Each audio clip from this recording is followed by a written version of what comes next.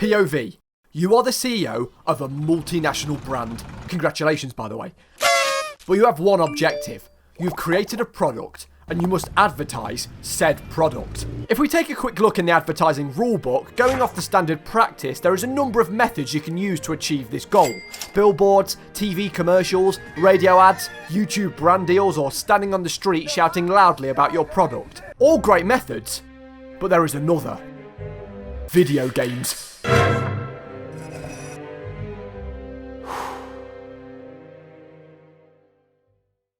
Cut to the 1990s. Nirvana were on the radio, this thing called the internet was kicking about. The internet gave us a whole world of exciting new possibilities. And everybody was loving this hairstyle.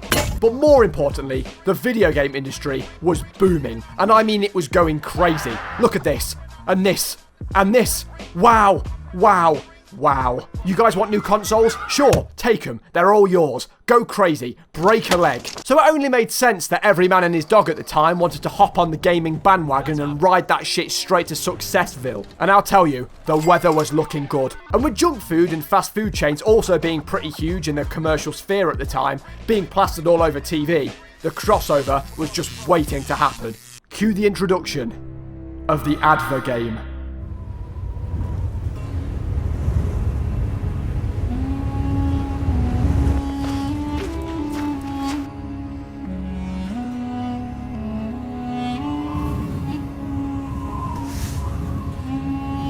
Drink. Ah, what the hell?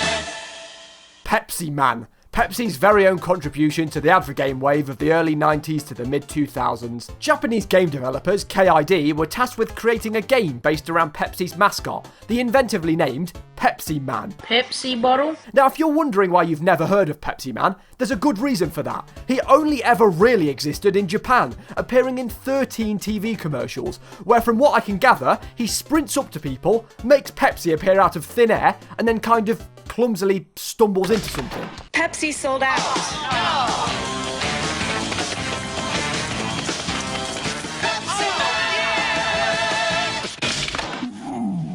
He's depicted as a sort of superhero figure that resembles a knockoff Silver Surfer, with a Pepsi logo on his chest and a blinging chain around his neck. It was KID employee Kotaro Uchikoshi who was responsible for making Pepsiman's 3D model in the game. The game basically consisted of the player controlling Pepsiman, with the aim to save a number of dehydrated individuals by delivering them a can of refreshing Pepsi. Maneuvering Pepsiman through such well-known locations as San Francisco, New York, Texas, and in the later parts of the game, Pepsi City, which as we all know is right next to Boston. I'm from Boston. The mechanics of the game were pretty simple. You dodged and jumped over a number of moving objects, collecting Pepsi cans along the way to rack up points, occasionally smashing through people's houses because nothing says a nice can of refreshing Pepsi more than home invasion. Hey, Vsauce! But every time you completed a stage, the game would include a number of weird cutscenes where Canadian actor Mike Butters played a man that was obsessed with Pepsi, I guess. Have a Pepsi. No. Now, it actually turns out that Mike played a minor character in a number of the Saw movies, as well as bagging a role in Titanic, where he played an uncredited musician/baker. Now, I'm not entirely sure if that's a musician and a baker as two separate characters, or a hybrid baker and a jazz band, but either way, it seems that his role in Pepsiman really was his magnum opus. Pepsi for TV game. Now, despite Pepsiman being based off a Japanese mascot, being developed by a Japanese game company, and featuring Japanese subtitles, the game audio was completely in English. Hey, let's start the game. And much like the Japanese commercials, had an extremely American feel, especially in its setting. Now all of this might have made sense if the game would have had a global release, but it ended up being released in Japan on March 4th, 1999 for the PlayStation, and while an American publisher was trying to acquire the rights for the game, alas, it remained a Japanese exclusive, purely in English. Now as for the reception of Pepsiman, it got mixed reviews from critics. Famitsu compared it to Crash Bandicoot, IGN compared it to Crash Bandicoot, and Alistair Pinsoff of Destructoid stated that the game was charmingly brain dead, and then compared it to Crash Bandicoot. GameFan gave it a 90 out of 100, Gamers Republic gave it a B-, and Joypad Magazine gave it a 2 out of 10. But most importantly, Kotaro Uchikoshi himself left his own take on the game, the very game in which he designed the character model for, playing a huge role in the game's creation, leaving the beautiful, heartfelt statement: "The game did not sell well." Now believe it or not, the game is actually still pretty regularly speedrun to this day, even making the odd appearance at GDQ over the past few years. But sadly, this seems to be the only thing that is keeping Pepsiman's name alive. Now I couldn't find any reports on if the creation or sale of the video game actually caused any boost in sales of Pepsi the beverage, but besides the fuck ton of cans Mike Butters consumed in the final cutscene of the game, I'm going to assume it didn't. Pepsi for pizza. Now whilst that may be the end of the Pepsiman story, as for Advergames, it's just the beginning. In fact, we've only scraped the bottom of the barrel. Do you own a copy of the smash hit AAA fantasy RPG title by Bethesda, Elder Scrolls V Skyrim? Well, if you do, uninstall it or throw your copy in the trash, because I'm here to tell you that there is another fantasy game out there that outshines Skyrim in every way possible. A better storyline, better graphics, better environmental design, and it's known as Darkened Skye. Originally released for PC in 2002, then soon being ported over to the GameCube that same year, packaged alongside Outlaw Golf for some reason, Darkened Skye follows the protagonist, Skye, voiced by Linda Larkin, a lonely shepherd that is longing for her mother that seemingly never returned from a recent voyage. I miss you, as always. Where are you? Where are you? Skye soon meets her gargoyle companion, Drac. It turns out that evil wizard Nekroth has taken the rainbow out of the sky, sucking the world of all bright colour. He also gathered up every single power crystal from across the land and took them for himself, practically rendering magic impossible. But Skye soon finds out that a small number of these power crystals still remain, and if found, will grant her magical abilities. So you, the player, lead Skye and Drac on a quest to bring the rainbow back, completing a number of NPC tasks, solving puzzles, and taking on parkour challenges, using your magic staff to defeat different foes along the way. Eventually, Skye makes it to Nekroth's lair. She's reunited with her mother, Drac the gargoyle turns out to really be a human, Skye finds out her dad is a three-headed dragon, kills him, takes down Nekroth, shoots her mum with a rainbow spell, makes out with Drac, restores the rainbow back into the sky, and everyone lives happily ever after. And yeah, that's it really for Darkened Skye. Except it isn't. Actually, I have a confession to make. I may have lied to you guys, pulled a little prank, you know? Because those power crystals that Nekroth gathered weren't power crystals. In fact, they weren't crystals at all. They were Skittles. Delicious Skittles, you know what I'm saying? So we're gonna get started and eat right now. Yes, you heard me right. In the land that Darkened Skye takes place in, Skittles are the key to the universe, raining down from the rainbow itself. The people knew magic then, and 'twas Skittles what fueled that magic. Just sounds like straight up product placement. You collect these Skittles as the game goes on, harnessing their power to learn and use a number of different spells. A Skittles. Mysteriously unaffected by centuries of digestive activity. You see, marketing didn't want us to show us Skittles all narfed up from stomach juices, so they decided, I'll shut up now.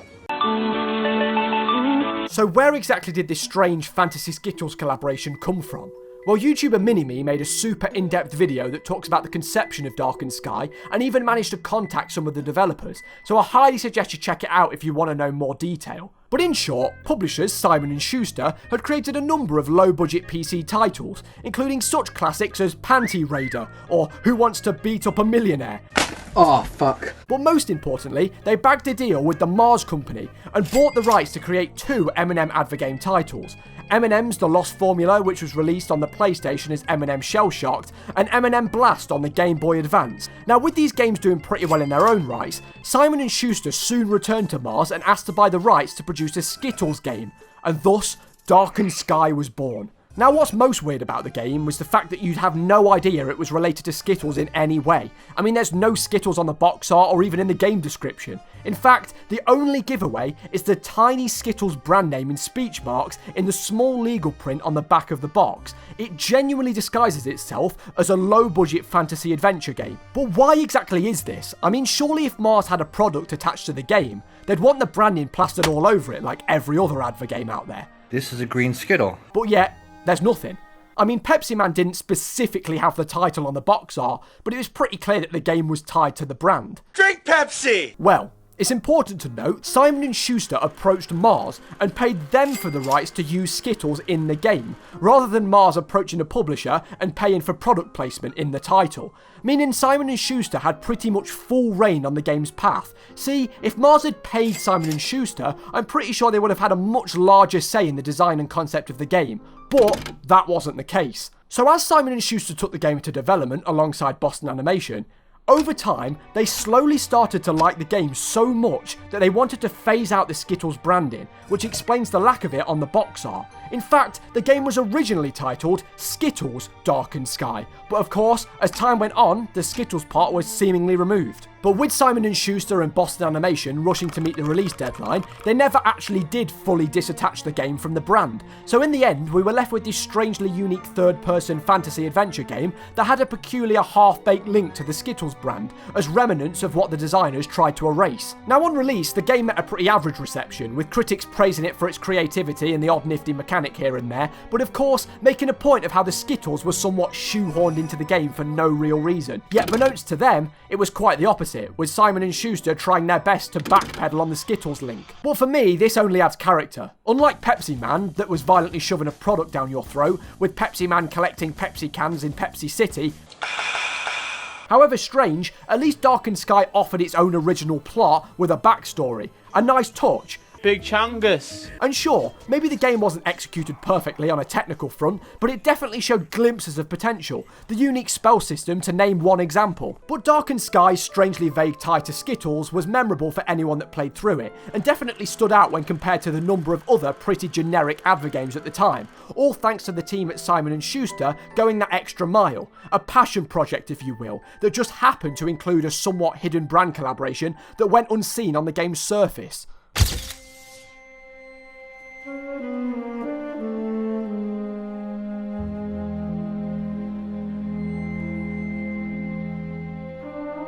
You didn't forget about me, did you? What? Where exactly was my part in the video? I cut it out. You did what? Hand it over, now. No, please, not this again. Hand it over.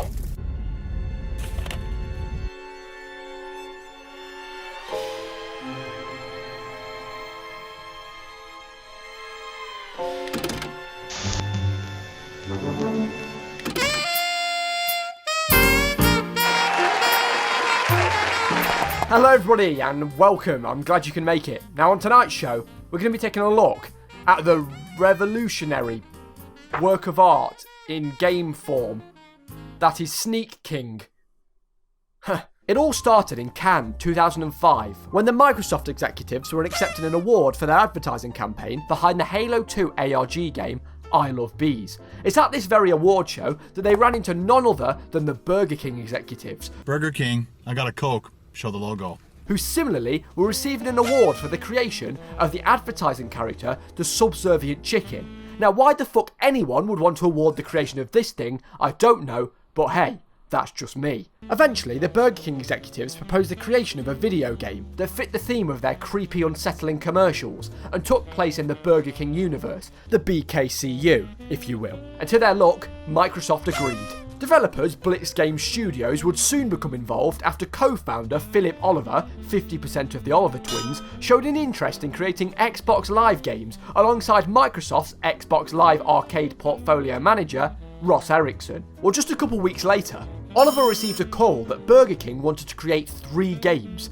and with this, Blitz Game Studios, along with Burger King, took the project into development. Now I think it's important to mention that out of the 3 titles that were produced, we're only focusing on Sneak King, as this was the one game that Burger King had the most creative control over. Now the game was originally planned to be a downloadable Xbox Live game for the Xbox 360, but that all changed when Burger King stated that they wanted the game to also be playable on the original Xbox. Now this posed a challenge. With the original Xbox having no access to Xbox Live, Please help me. the idea of making the games downloadable was no longer an option. So to solve this issue, both Burger King and Blitz Game Studios agreed that the game should be produced on a physical disc so that it could run on both the Xbox 360 and the original Xbox. What had originally started out as a group of 15 people working across the 3 titles had now grown to just under 80 after Burger King had upped the budget for the game. So with the project becoming much bigger than originally thought, Blitz Games decided to add 2 months to the development plan, 1 month due to production complications, and another month because Xbox had decided to fast-track the quality assurance process to get the project completed as fast as possible. Now, although Blitz Games had managed to overcome the challenge of how the game would be playable on both consoles, the design of how the game would actually play was another task in itself. Half the reason the game took longer to produce than first planned was pretty heavily thanks to Burger King's back and forth battle with Blitz Games. They even outlined a set of rules that Sneak King had to meet. Rule 1 was there must only be 1 King character in the game. So in response to Rule 1, Blitz Games had the idea of Xbox avatars playing the game with the aim to find the crown and become the king. Perfect. Problem solved. Sounds good to me. Well, this idea was soon rejected by Burger King because Rule 2 stated that players could not become the king. So, Blitz Games' next idea was to have one player already be the king and have other players lay traps to interfere with his deliveries. But again, Burger King said no, because Rule 3 stated that the king could not be exposed to any danger. So, all the traps were removed. So as a last-ditch attempt to please Burger King, Blitz Games suggested the idea of stealth, and it was here that they struck gold, and Sneak King's concept really took off. So with the main concept being locked in, they flew the king to England of all places for mocap and started to turn this idea into a reality. So here's the premise. You play as the Burger King mascot, the King, one of the most popular, influential, handsome individuals to grace this green earth we call home. You embark on various missions to deliver Burger King meals to hungry customers by sneaking up to them and surprising them from behind, whilst trying your best to not alert passing bystanders by avoiding their eye lines, trying to be as quiet as possible, being able to hide in a variety of locations to conceal yourself. And whenever you delivered a Burger King meal, the king would do a dance. For some reason. Sneak King featured such riveting locations as Sawmill, cul-de-sac, and construction zone. And as for gameplay, that's it. A fast food themed Metal Gear Solid where you run around openly in the street dressed as the mascot from Burger King. And who the hell is the damn Burger King running around stalking people? I don't want no burger dude at my damn window. If his big burger ass come at my window, his bitch ass is gonna get shot. Now funnily enough, Blitz Games' Edward Linney was quoted saying, "We knew we had created something truly unique." Well, I guess you weren't wrong there, Edward. Now as for the release of the game, they produced and shipped 2 million units for each of the 3 titles, and what better way to get these physical copies out there than to make them available for $3.99 with any Burger King value meal from November 19th through to December 24th, 2006. I mean, what's a better Christmas gift for the kids than Sneak King on the Xbox? I'm sure they loved it. Well, despite the game having pretty terrible reviews on release, with GameSpot giving it a 5.8 out of 10 and describing it as weird and poorly made, or Xplay giving it a 1 star out of 5, Burger King can barely produce food, let alone games. It ended up being amid the top 10 most sold games of 2006. Somehow. Today we'll be counting down our picks for the top 10 video games with the best artificial intelligence. But hey, look at it this way. However strange and broken Sneak King was, it achieved the exact thing it set out to do. Advertise Burger King. The nastiest burgers I ever tasted in my life. In fact, the game data showed that the total time played across all copies was the equivalent of people watching 1.4 billion 30-second commercials. Burger King chicken fries. So although the game didn't function very well as a game, Much like the weird nature of the subservient chicken and the King TV commercials, it seemed that Burger King really hit the nail on the head once again. The game was so bizarre, it had everyone talking about it, and in turn, talking about Burger King, which really, as an advertising campaign, is pretty genius. So whether it's controlling a brand's mascot through simplistic game scenarios or working a product into a title, if you see these games as strange tumours on the gaming industry, just there to push a product or a brand, I think it's important to remember that behind these huge corporate companies, there's genuinely creative teams of individuals that have to bring these games to life. And personally, I think they make for a pretty interesting segment of niche gaming history. Sure, they might have a primary purpose in mind, but let's be real here. Who wouldn't want to play a game where you dance as the Burger King mascot and then hide in a bin?